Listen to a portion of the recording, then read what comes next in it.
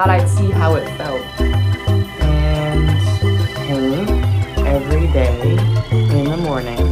Observe in myself all the possible growth. To embrace the not good. And this morning was the first time I actually woke up abruptly excited. I worry that the value of the art that I make is not worth anything if it is not good. My goal is to see if I can fix that. The thing they don't tell you when you decide to focus your life on art in whatever way, in whatever medium, it is a constant battle with yourself and your self-worth. Regardless of the materials I own, both the talent that I have been born with and the skill that I have learned through my years, it doesn't mean I'm gonna think I'm any better at art than the next person.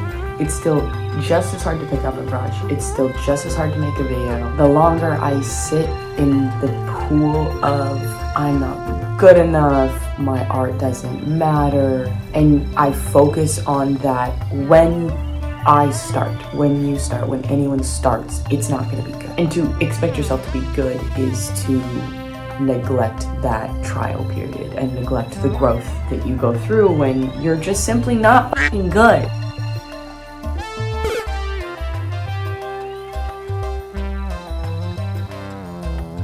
Day 2, I thought I'd just focus for a little bit maybe on picking a color and running with it. Perfecting a facial figure is so difficult in making it look human, and I think I'm seeing this objective in my head to get better at the facial figure. So interesting how the green from the first day was bringing out some kind of curiosity in the actual emotiveness of the face, and this one just kind of looks like suspicion and rage. So I like the color element. I might do it for another day, but I can feel myself now itching to just try something on a bigger piece. But part of the artistic fun is following the urges, so it's only day 2.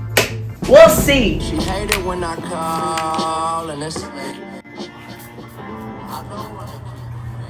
It really has to be you that hears that voice inside of your head and decides it's wrong and it's not you. Those voices are built up over the course of your life by the things people tell you, by what you learn to be true based on the environments you're put in. It doesn't matter what creative practice you do, there's still going to be people that are artists for a living and still find it hard to validate themselves in their art being worth even being made. Such a personal thing, regardless if you're making it for a client. It's personal because in the process of putting down whatever you're putting down that leads to completion, every single nugget and essence of that creation is going to require you trusting that you can put down the next one, and you can put down the next one, and you can put down the next one. If you operate that stroke, that click from a place of futility, there's no point, it's not good, I'm not good. Not only will you be able to feel that in the art, you will also be lying to yourself about what being capable even means.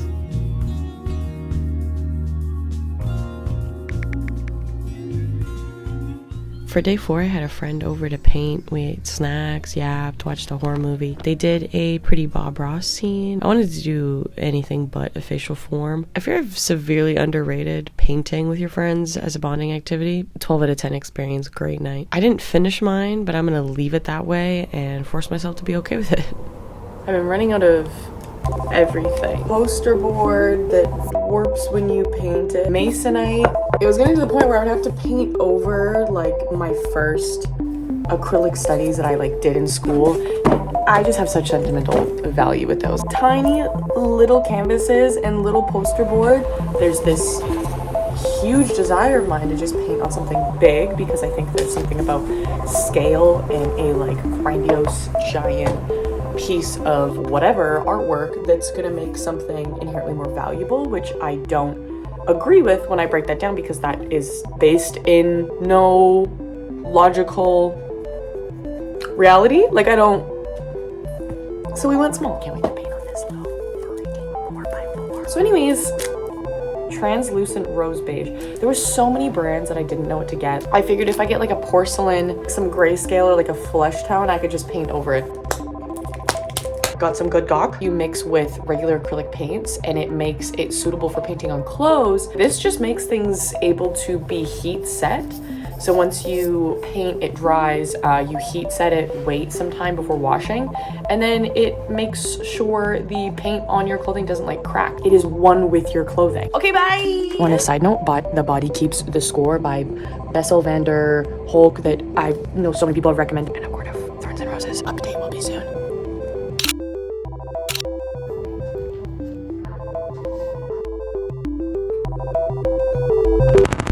Good is subjective. Bad art is still good art. So the fact that anyone doubts that they're good at the art that they're driven to make is ridiculous. If I can, through the process of painting every single day, scream so much louder over that notion that replays in my head and rebuild on top of that the thing I want to hear, which is, who fucking cares?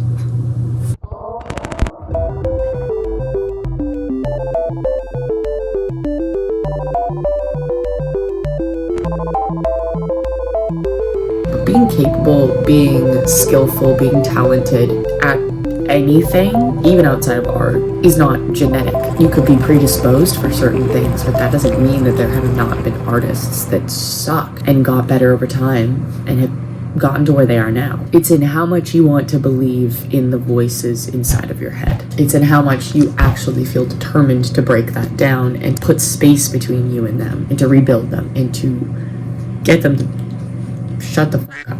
It's gonna determine what that artistry looks like for the rest of your life.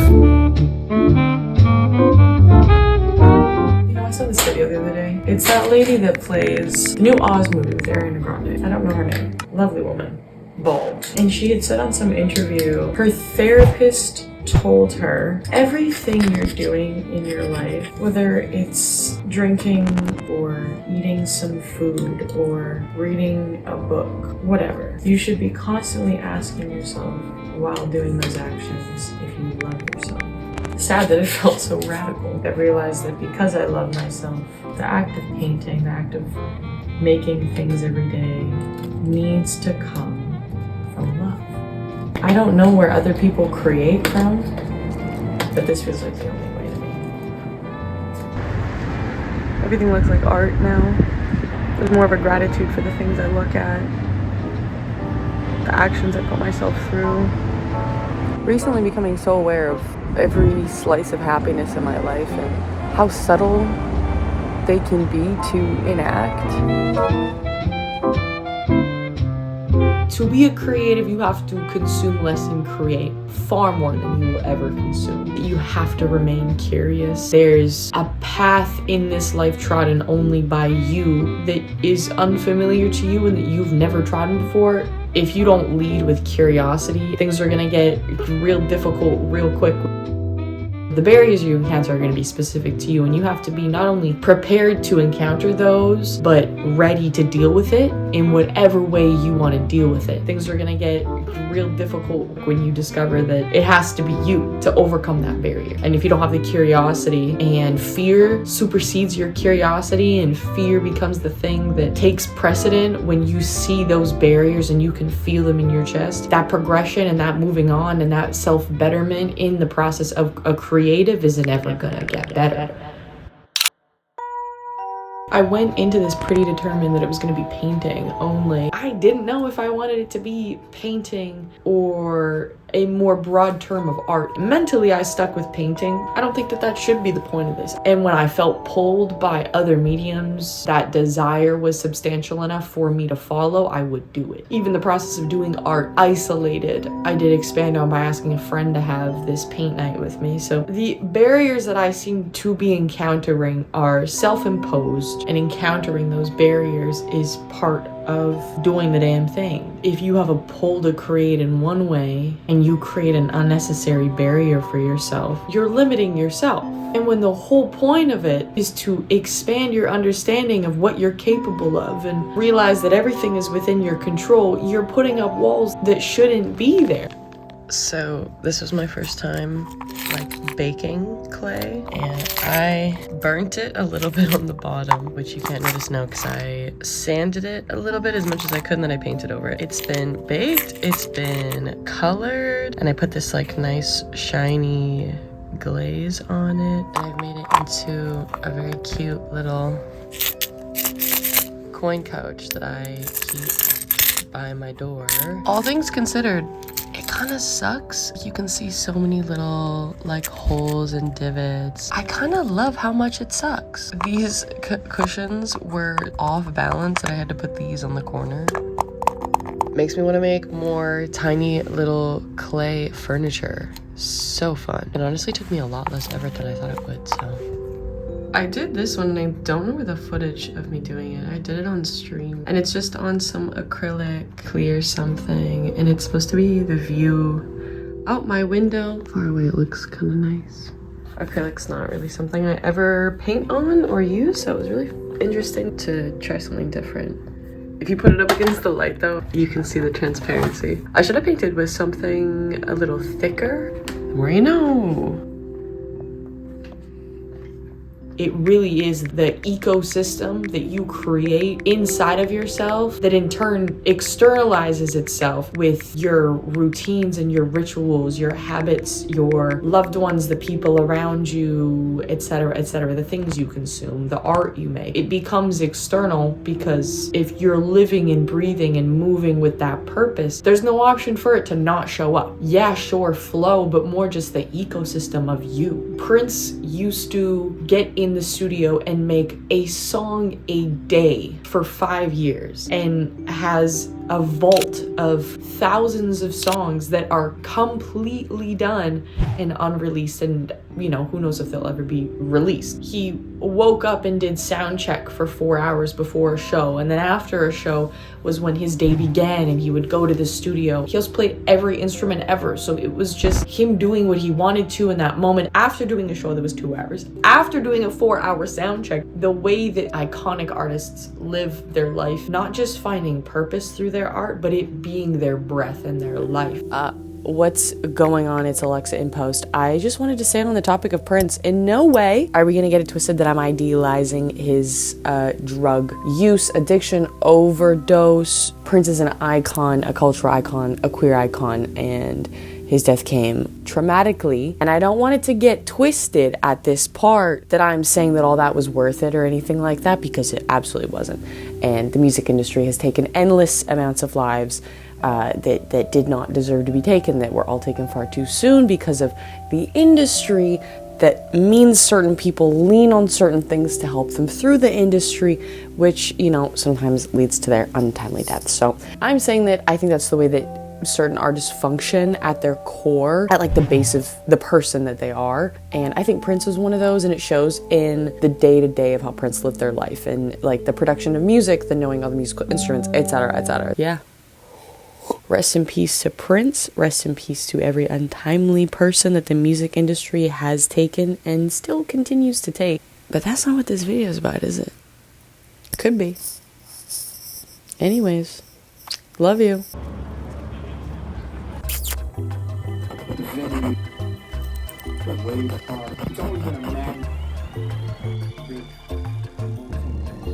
The pull of creativity and the pull of artistry comes from this perspective that only you can have. The medium does not matter. It's the vision and the feeling and the process and the creating of the thing that is the most important. Nobody gives a f what medium it is. You deny the fact that the inherent importance of your creativity is in the vision of it. Anyways.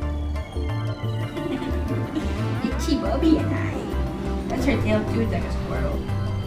I went into this not knowing what my goals were. In post, after editing, after finishing up the whole thing, I think I can say what those goals were, or at least some of the things I felt I achieved. To push through this all and not sink into moral panic over nothing. To enjoy the process of creating and all the revelations that come with creation. To reach the roadblocks and figure out how to walk around them or break them down softly. Turn them to jelly with the way I perceive them as hindrances at all.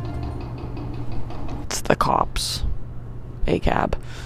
A lot of my roadblocks circle back to self-image and the age-old question, what's the point? And this process helped me leave a piece of that mindset behind. If you're creating and you find joy and flow and a beautiful feeling of effortlessness from it, stop questioning it and just follow it. Ease doesn't mean things will be easy, but they'll be more filled with purpose than anything else you do in life once you push through and start to enjoy the pushing through. That's the point. There's a lot about artists and creation and the deep emotional places they can sink into, dark places specifically, when creating, that felt very relevant to talk about here too. Creation that comes from deep sadness or anguish, turmoil, anger is a valid form of art, but I don't believe it's sustainable. It can't sustain itself because it can't sustain you. There's many an artist that have had tragic endings because of sinking too far into their pits. It can consume you and not in a rewarding way. You sink into a hole you have created, romanticizing the filthy look of the walls as you descend, because that's all you know. I've leaned on art through much of my own darkness, and while it's passionate and intense and insane sometimes, and there's a beauty in it, this process was an attempt of bringing my creations into the daytime, into my routines. It was all incredibly validating, even if completely unfamiliar. The last valuable thing in this process, and something that is gonna feel redundant because I feel like we hear this time and time again, is a reflection I made today in post while editing. There are moments of this video that come from a place of lack, specifically my words. Words shape what we become and what we exist as in any given moment, in any given time, any place in your life. And my words in this video stuck out to me. How I never use this certain material, or that I should have painted this way, that I don't know how to do this specific thing, etc., etc. And in watching it all back, editing it all down, something I know now that I want to be actively working on are my words. Something that like creatives can always work on are their words, the way that they speak to themselves verbally, because those are words that have to get past your mental barrier before coming out your mouth, or the words that you talk to yourself with in your own head. I want to be actively working on my words, noticing what spot my mind has predetermined it should be in, and actively working to see a different space where, you know, instead of never having done something before, I speak instead on how exciting it was to explore something unknown. Instead of thinking I should have painted in a different manner, I instead feel the feeling and speak the words of, this was so beautifully educational, and now I know what to try next time. The way forward with creation is with curiosity. It's with a childlike sense of play, learning how to let go of the shame that grows roots in you through time that only you can uproot, only you can feel your way through. You don't have to, but I don't think that's a life that I want to live. The benefit of all of this is going past stagnancy. It's self-reflection. It's learning how to operate creatively in the absence of motivation. It was not an attempt to get better at art. It was just to do. I think I did. We're here and I did it, and it's done. It's like done. It's all done. It feels good to have it done and dead. Abracadabra. Nana oogaga, abracadabra, morto oogaga. Okay, bye. Allowing or giving permission to oneself in the making of art is vital, and I don't believe many of us truly realize how we've been denying ourselves. How dare we let our breath and love for life, the joy we find lie within our own hands, that you have everything you already need inside of you to create, simply. A will to learn, eagerness for it. How dare you decide that all to be true when we're constantly fed that we're not good enough, tall enough, skinny enough, healthy, fashionable, important enough, talented enough. It's genetic at that point, the way that they push it into our bones. We've always been enough.